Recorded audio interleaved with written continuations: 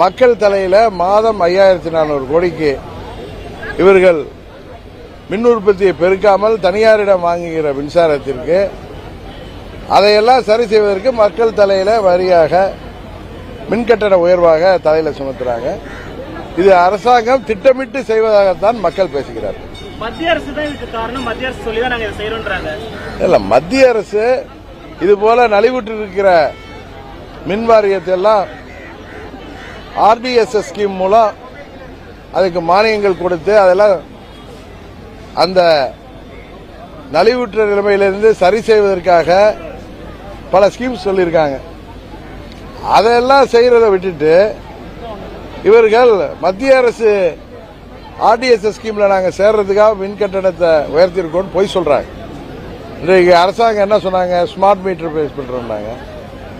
அதுபோல மாதம் ஒரு முறை மின் கணக்கீடு செய்யறோம்னாங்க. அதெல்லாம் செய்யறதே இல்லையே. காரணம், இவங்க திட்டமிட்டு தனியாரிடம் இருந்து அது ஒரு குறிப்பிட்ட நிறுவனங்களிலிருந்து மின்சாரம் கொள்முதல் செய்வதன் மூலம் அதுல நிறைய தவறுகள், ஊழல்கள், முறைகேடுகள் நடத்துவதற்கு வாய்ப்பாக இந்த அரசாங்கம் இப்படி நடந்து கொண்டிருக்கிறது என்பதுதான் தமிழ்நாடு முழுவதும் மக்கள் சொல்கிற குற்றச்சாட்டு.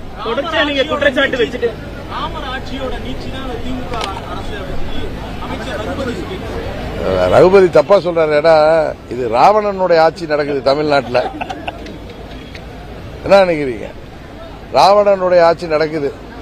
அதாவது ஏற்கனவே ஆட்சியில் இருந்த பழனிசாமி அண்ணன் செய்த துரோகத்தால, தவறான நிர்வாகத்தால, ஊழல்களால, சுயநலத்தால இன்றைக்கு திமுக ஆட்சி பொறுப்புக்கு வந்திருக்கு. அதான் உங்களுக்கு தெரியும். இன்றைக்கு 5 ஆண்டுகள் ஆட்சி பொறுப்பு கிடைச்சிருக்கு. எப்ப திமுக ஆட்சிக்கு வந்தாலும் அப்படித்தானே. நீங்க ஏற்கனவே பாத்தீங்கன்னா 96ல் அம்மா மேல அபாண்டமா குற்றச்சாட்டு சொல்லி கேஸ்லாம் போட்டு வந்தாங்களே. 2001 என்ன ஆனிச்சு? திரும்ப 2006ல் மைனாரிட்டி கவர்மெண்ட் அமைச்சாங்களே. 2011 என்ன ஆனிச்சு? திருப்பி 10 அம்மா இருக்கிற வரைக்கும் வர முடியலையே. பழனிசாமிங்கிற ஒரு தப்பான மனிதருடைய நிர்வாகத்தில் இன்றைக்கு இவர்கள் கூட்டணி பலத்தால் ஆட்சிக்கு வந்திருக்காங்க.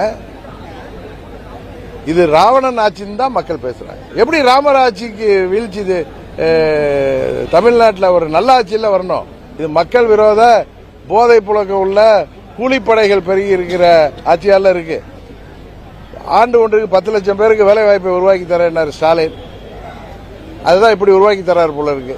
இளைஞர்கள்லாம் நீங்க கைதாகிற இளைஞர்கள், சரணடைகிற இளைஞர்கள்லாம் பாருங்க, அந்த கைதிகள்லாம் பாருங்க, கொலை குற்றங்கள்ல எல்லாம் 20 வயதுக்கு உட்பட்ட இளைஞர்கள் தான்.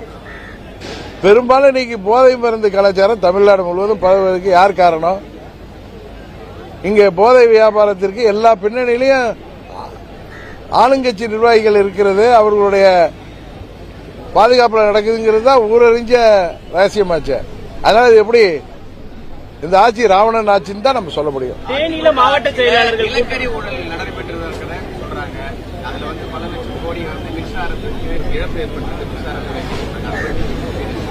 இந்த ஆட்சியில தானே அதெல்லாம் என்ன இல்ல, அதெல்லாம் சொன்ன நிலக்கரி வாங்கியிருக்காங்க. பல லட்சம் கோடி. சரி சார், அப்படி நடந்திருக்கிறது. அந்த ஆட்சியில முறைகேடு, ஊழல்கள் நடந்திருக்கிறது உண்மைதானே.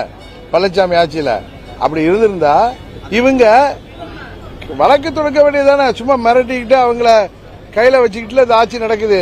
பழனிசாமி திமுகவுடைய பி டீமா இல்ல சார், அது இவங்க ஆட்சியில் இருக்கிறது திமுக தானே. இவங்க அது மேல நடவடிக்கை எடுக்க வேண்டியது தானே. என்ன நடவடிக்கை எடுத்தது? அதாங்க நான் என்ன சொல்றேன், 91 96ல் நடந்ததுன்னு சொல்றீங்க. உங்க 96 2001 ரொம்ப சுத்தமான ஆட்சி, மின் தட்டுப்பாடே இல்லாம இருந்துச்சு. அது மாதிரி 2006 11ல் நீங்க தமிழ்நாட்டில் தடையில்லா மின்சாரம் வழங்கிய ஆட்சி, பொற்கால ஆட்சி நடத்துனீங்களா? நீங்க தான் ஆட்சிக்கு வந்த உடனே முறைகேடுகள், இதுக்கெல்லாம் ஊழல்கள் எல்லாம் எடுத்து கேஸ் போடுவீங்களே. என்ன நடவடிக்கை எடுத்திருக்கீங்க? நீங்க அதை வச்சு மிரட்டி பழனிசாமியை இந்த தேர்தலில் தனியா நிக்க வச்சிருக்கீங்க. அதானே செய்யறீங்க. எதிர்கட்சிகள்லாம் ஒன்றிணையாம செய்யறதே திமுக தானே. மின்சாரத்துறை சார்பாக நம்ம குற்றச்சாட்டி ஆர்ப்பாட்டம் நடத்துறோம். ஏற்கனவே ஜெயலலிதா இந்த மாதிரி நடந்துட்டு அதுதான் சார். அப்படா இப்ப நீங்க என்ன சொல்ல வர்றீங்கன்னா, முன்ன ஆட்சியில தவறு நடந்தா இப்பயும் நடந்தா கண்டுக்காம போங்கிறீங்க. அதானே நீங்க சொல்றீங்க. அப்படிதானே கேக்குறீங்க. முன்னாடி நடந்திருந்தா இப்ப நீங்க தானே ஆட்சி பொறுப்புல இருக்கீங்க, அது மேல நீங்க வழக்கு தொடருங்க, அந்த முறைகேடுகள் ஊழலுக்கு காரணமானவங்களை கைது பண்ணுங்க, அவர்களை வெளியில உண்மையை கொண்டு வாங்க வெளியில. உங்களுக்கு அதுக்கு எங்க நேரம் இருக்கு? உங்களுக்கு இங்க தமிழ்நாட்டில் அதுக்கு எங்க நேரம் இருக்கு உங்களுக்கு? சார், என்னதான் எதிர்க்கட்சிகள் குற்றச்சாட்டு வச்சாலும் நல்லாட்சி தொடர்றதுனாலதான் நாங்க தொடர்ச்சியா தேர்தலில் மக்களுடைய வாக்குகளை பெற்று வெற்றி பெற்றிருக்கோம் அப்படின்னு சொல்லிட்டு முதல்வர் சொல்றாரு. 2019 வெற்றி பெற்றது உங்களுக்கு தெரியும், பழனிசாமியோட தப்பான ஆட்சிக்கு எதிராக. 2021 அதான், 21 அதான். இப்பொழுது அவர்கள் வெற்றி பெற்றது அந்த கூட்டணி பலத்தையும் தாண்டி ஜனநாயகத்தை பணநாயகத்தாலும் ஜெயிச்சிருக்காங்க. அதான் உண்மை. இல்ல, இப்ப போன ஆண்டு நான் திருச்சியில் நடத்தினேன். இந்த முறை மதுரையில் வைக்கணும்னாங்க, தேனியில் வைக்கணும்னு கேட்டாங்க நிர்வாகிகள், அதனால தெரியல. வேற ஒன்றும் தனிப்பட்ட காரணங்கள் எதுவும் கிடையாது. முதல் முறையா தமிழகத்தில் கூட்டணி ஆட்சி சேலம் யாரு வர்றாங்க பொறுத்திருந்து பாருங்க, பொறுத்து பாருங்க. எங்க கூட்டணி வலுப்பெறும். தேசிய ஜனநாயக கூட்டணியின் ஆட்சி தமிழ்நாட்டில் உறுதியாக வரும். ஒரு நல்ல ஆட்சி தமிழ்நாட்டில் வரும். ஊழலற்ற ஆட்சி வரும். மக்கள் விரும்புகிற ஆட்சி, படிப்படியாக மதுவிலக்கு வருகின்ற ஆட்சியாக ஒரு சிறந்த ஆட்சி தமிழ்நாட்டில் கொடுப்பதற்கு நாங்கள் உறுதியாக அதுக்கு சபதமேற்றிருக்கிறோம். அதை செய்து காட்டுவோம். அதிமுக வருவதற்கான வாய்ப்பு இருக்கு. அம்மாவின் தொண்டர்கள் நிறைய பேர் இந்த கூட்டணியில் வருவாங்க. சரி.